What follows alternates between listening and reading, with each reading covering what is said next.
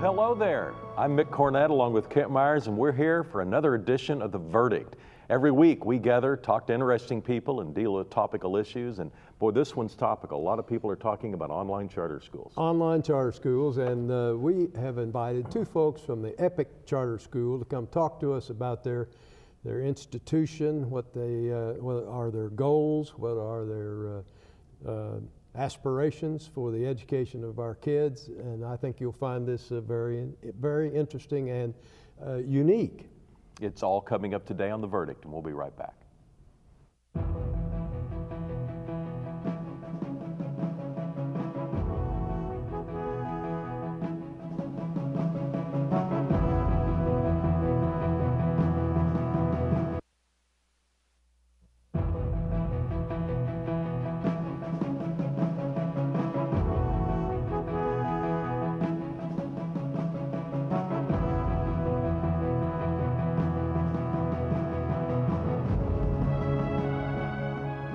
Welcome back to the set of The Verdict. Mick Cornett with Kent Myers, and Kent's going to introduce today's guests. As we indicated in the opening, we have two guests today from the Epic Charter Schools. I'll introduce first Shelley Hickman. Shelley is the Assistant Superintendent at Epic Charter. She has a strong journalism background. She did her undergraduate work at Auburn University, did her master's degree work at UCO.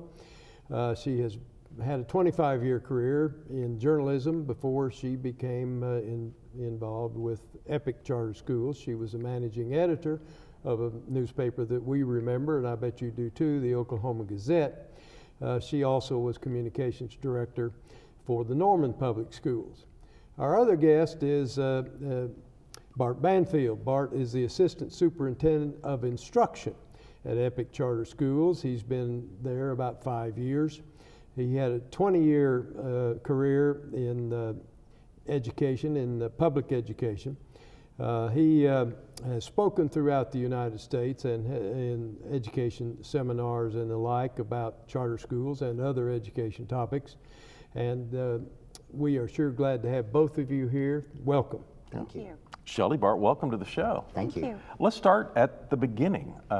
What is a charter school, and then what's the distinction between an online charter school? Well, a charter school is a public school, and that's something that a lot of people don't understand, but we are a public school that are free from certain regulatory requirements.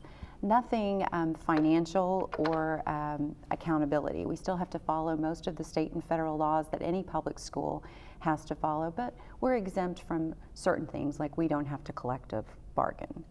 We are able to, our school board is not an elected school board, it's an appointed school board because we don't have a bonding or an elective district for it to be an elected position. So there's a couple of differences like that, but we are a public school that follow most of the state and federal laws that apply to any public school. And you're an online charter school, so what's that distinction? Well, we like to think of ourselves, and Bart can talk more about our instructional model, but we like to think of ourselves as a blended learning model. We actually operate a small school in California, and we're not even considered by the laws in California to be a virtual school, because we pair digital curriculum with face-to-face and regular online, regular face-to-face and physical instruction with a certified teacher. So unlike some virtual schools, we have a teaching force that has a roster size of about 30 students, and they're meeting with those students regularly one-on-one. They're interacting with them daily through Skype or Zoom or Google Hangouts, text, phone, and providing and facilitating instruction. So it's not a pure online model, and we think that's part of the reason why we've had such growth and there's such popularity in our model. Well, you said something in the answer first that I think myself and perhaps others that watch would have been confused about. I would have thought in the abstract that Epic Charter School was a private school, was not a public school. Right. But you straightened us out on that right quick. You are indeed a public school. You have to follow the same kinds of general regulations that other public schools follow, but you don't necessarily get public funds. No, we do. You do get public We funds. just don't get all public funds. Right. We get state and federal funding. Okay. But we don't get the local ad valorem funding, which is somewhere between, depending on the ad valorem richness of a school district. I think on average about 30% of a traditional school district's funding is going to be from the local ad valorem. We do not get that. Bart, how does the curriculum differ, if it does, from what we generally typically talk about the neighboring public school in whatever part of the state that we live? Yeah, I think probably what we do well is we individualize the instruction for each one of our students, and we do that by harnessing the power and the potential of technology, utilizing these 21st century tools, software, hardware, and coupling that to make sure that each child's education is customized. I think, I spent 16 years in traditional brick and mortar schools, everything from a teacher to a coach to a principal to a superintendent. I think the challenge in that model, at least that I had, was putting 25 to 30 kids into a classroom. And we know that all children are unique and they're at different levels. And so in many cases, you would come into the classroom that has students that are on maybe 5 different learning levels. A lot of the kids are below grade level. Some of the kids are on grade level. And then we also had students that were above grade level. And it's really difficult in a traditional brick and mortar setting to individualize and to target. And so in our model, by utilizing 21st century tools and resources, we're able to make good on the potential to individualize instruction and customize it for each individual child. Talk to us a little bit about the grades that you cover. I was a little surprised to see that you start with the pre-K. Right. Can you carry that through? Yeah, absolutely. One of the things that we do that is a little bit unique is that we empower families by creating partnerships with parents and students, and that starts at the pre-K level, so from 4-year-olds all the way up. And what we try to do is we try to customize a plan that fits that child. One of the first things we do as a child enrolls at Epic Charter Schools is we do a multiple intelligence test.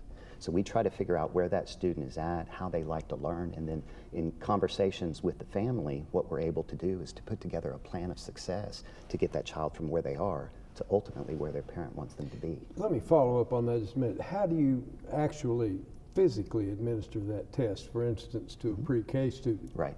Do you do it in their home? Yes. Do you do it online? Yeah, the very first thing we do is set up a meeting with the family once they've enrolled, and then we'll go to them. And in most cases, it occurs in a home, but we can also meet in public places, but we'll sit down with the parent and with the student. And who do you send? The Who's teacher, your representative? the teacher. The teacher. All of our teachers are certified teachers, and they will. That's another unique point about the model is that the parent is they pick their teacher. So once they enroll, they can pick a teacher that is certified in early childhood. They can pick a teacher that's certified in middle school history. And so whatever they're looking for, our model is about empowerment. It's about creating options and choices for families. And so they'll meet, sit down, and part of what they do is that multiple intelligence test. Part of what they do is to sit down and determine what type of curriculum that they would like to use for the year. Are they going to need hardware? If they do, they can lease a laptop through our Learning Fund or an iPad, tablet, computer. We also have Wi-Fi that is available for all of our students. And so it's a really unique model that's built on a partnership between the family and the school. The technology that's involved in all this must be quite elaborate. Is it evolving on a daily or at least yearly basis? Yes, absolutely. And that's one of the things that we feel like gives us a competitive edge, is that we are constantly searching for new technologies and resources that are out there. These 21st century tools that students are utilizing. I mean, if you look in a student's backpack, typically you'll find a laptop. If you look in their pocket, typically you'll find a smartphone.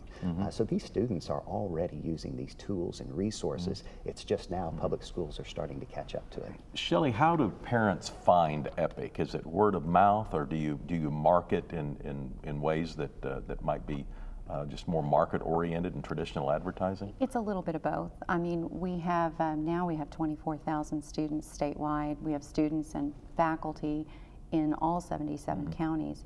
So we do believe that the growth has, a lot of that is attributed to word of mouth. When a family finds success at Epic and they talk to their friends and neighbors about it, there's an exponential effect to that. But we do engage in some marketing, certainly not to the extent that some of our critics have thought that we do. We do a little bit of social media, but we don't believe that the marketing is really contributing to the growth. We think that there are a lot of parents out there who maybe they're worried about bullying, maybe they have a child on the autism spectrum. There's various reasons why that traditional school model may not be working for their family, but through some of our marketing methods, they become aware of us. But we don't believe that they're coming to us because of the marketing. It's more, oh, I might go and research that school. Maybe that's the school that my child needs.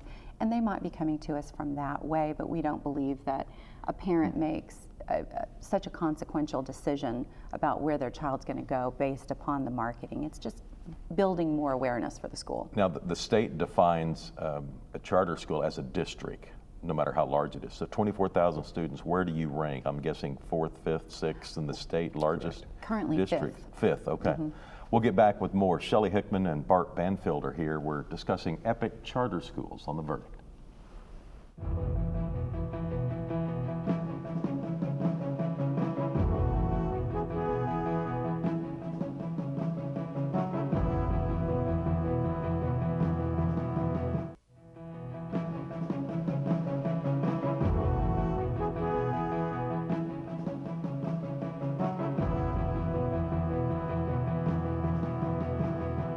Welcome back to the set of The Verdict. We're learning more about Epic Charter Schools today.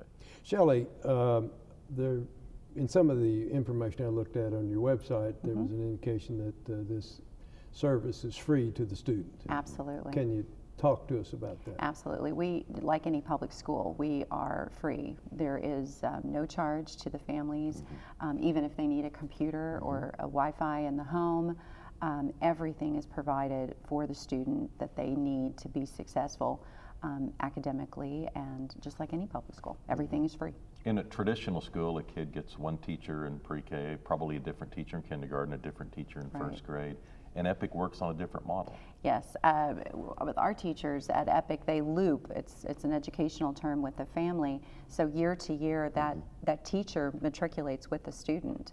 Unless for some reason the family decides that they want a change of teacher, the teacher that starts with the student is the same teacher they will have until they graduate. And that really allows our faculty to form deep, meaningful relationships with the family. I know back in the dinosaur age when I was in high school, our principal looped with our class from 7th grade all the way through graduation. And the person that my graduating class was the closest to, and the day he died, over 100 of us were at his funeral, was our principal. And so we do believe that the looping aspect of our school is something that is very attractive to parents. You know, from a business model, it's easy to see how you could provide facilities in Oklahoma City and Tulsa, but if a kid lives in Hollis or Boise City or Miami, how do you deliver services to them? It's a great question. Every single child at Epic Charter Schools receives what's going to be next year a $1,000 learning fund, which is a virtual credit that they can utilize to purchase hardware, whether that's a laptop, whether that is a tablet.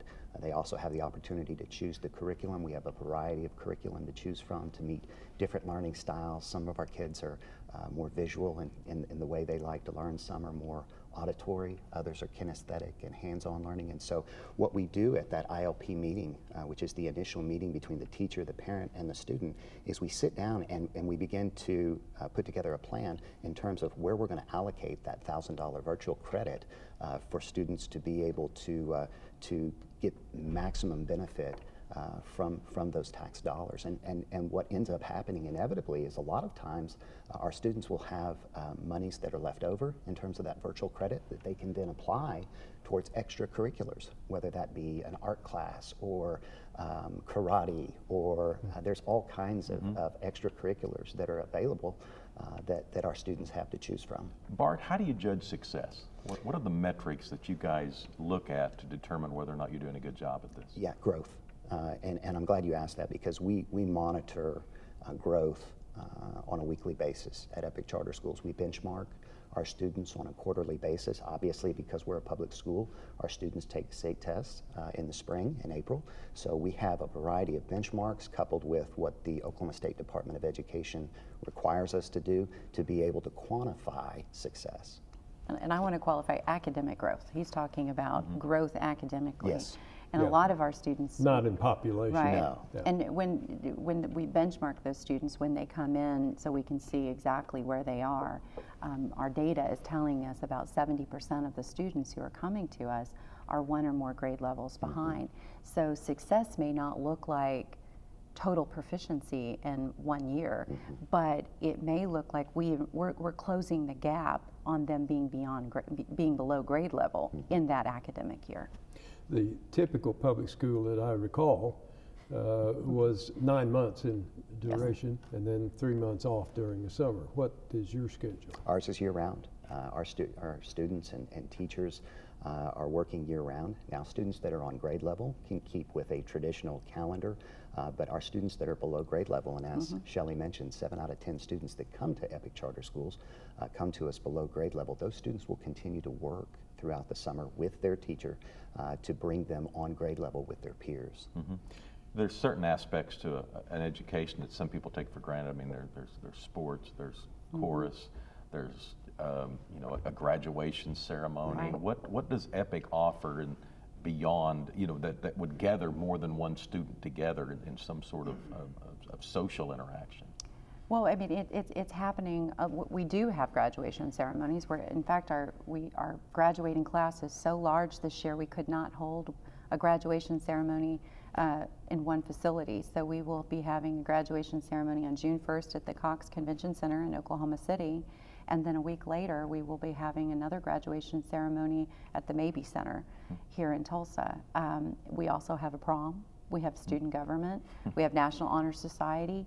Our teachers get their students together. A teacher may have, say, 3 or 4 7th graders, and so she may be, or he may be doing direct instruction with those 7th graders. But we also have a lot of organic connection in that our parents, almost like these organic PTAs, Yes. form in the communities where we are, and they have meetups with the students. And a lot of our students are already involved in extracurricular activities and maybe came to us because that activity, be it rodeo, ice skating, baseball, soccer, we even have a stock car racer, Yes. where they're competing maybe, say, Thursday through Sunday, Right. and they need a flexible schedule where they can get all of their schoolwork done Monday through Wednesday so they can compete and pursue their passions in their spare time. So, And can I add one more thing to that? Sure. We have a website at www.epiccharterschools.org, and it is chock full of stories, student stories, teachers, and all you would want to know about Epic Charter Schools. And so anybody that's listening or watching, we would encourage them to log on to our website. Mick will redo that in the final segment of the show, and it'll Great. come up on the screen for the folks to write it down if they want. But Absolutely. we intend to show that website. Great. Talk a little bit about your teachers. What kind of requirements do the teachers have to fulfill to be able to be teachers? And when you get around to it, what kind of compensation do they receive? Sure. I'll talk on the teacher part and let you discuss the Absolutely. compensation Go for piece. it. So Okay. all of our teachers are certified teachers. I think currently we have over 700 teachers spread out throughout the state of Oklahoma in all 77 counties. And they are some of the most talented teachers in our great state. And so we continue, because of our compensation, because of the flexibility and the autonomy that EPIC provides, we continue to attract some of the very best educators from all over. But I'll let you touch on the compensation piece. Well, a lot of people ask us that question about compensation because our teachers are the highest paid in Oklahoma and they're the highest paid in the surrounding region. Our average salary is around $63,000 for a teacher. And a lot of our brick and mortar, counterparts are like, how in the world can you afford to pay a teacher that type of money? And it's because we don't have a traditional hierarchical model in our organization. In a traditional brick and mortar, the superintendent makes the most amount of money, and then it's your central office staff, and then your principals, and it trickles down to your faculty. We almost have an inverted model. A lot of our faculty are making more than the principal who supervises them. Some of our principals are making more money than the managing director of instruction who supervises them, because we have a performance pay model where half of your salary is a base compensation and the other half is based upon results that are tied to student achievement, to student attendance, and retention. And we have a very, very high teacher retention rate, higher than most school districts. And so it's a model that's very attractive to a teacher. We think the type of teachers that we're attracting were probably those teachers who stayed late and were the ones who were walking out into the parking lot at dusk. But the difference for them was they were getting paid exactly the same amount of money as that faculty member who left right at 3:15 every day. Right. And so we reward performance, whether that is faculty, principal, or at the top. But that's how we're able to do it. Shelley Hickman and Bart Banfield, thanks so much for coming on the show. It's and been a fast show. Talking Thank more you. about Epic Charter Schools and online charter schools Absolutely. in general. Thank you. And Thank we you. wish you luck. Thank you. Thank you. Yes, thank you Appreciate so it. much. Thank you. Kent and I'll have a final word when we get back.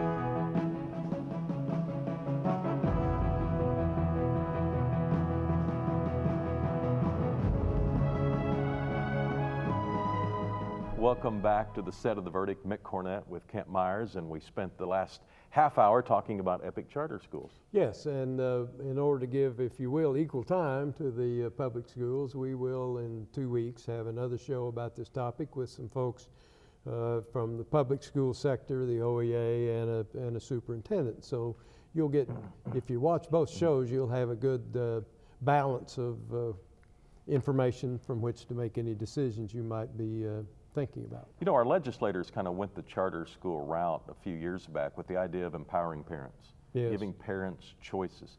But I don't know that anyone at that time thought there'd be a charter school with 24,000 kids. No. Just one. I mean, there's a lot of charter schools, Yeah. but one of them has 24,000 and is growing rapidly. Yes. So they've obviously, tapped into something that's very marketable and is doing well. And I think there's probably something for both sides to learn on this.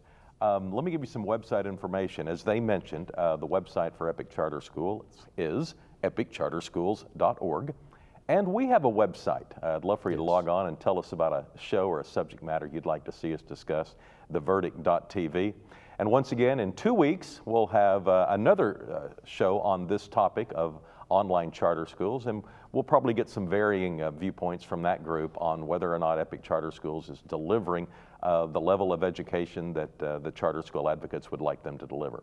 So we'll see all that then. For Kent Myers, I'm Mick Cornett. We'll see you next time on The Verdict.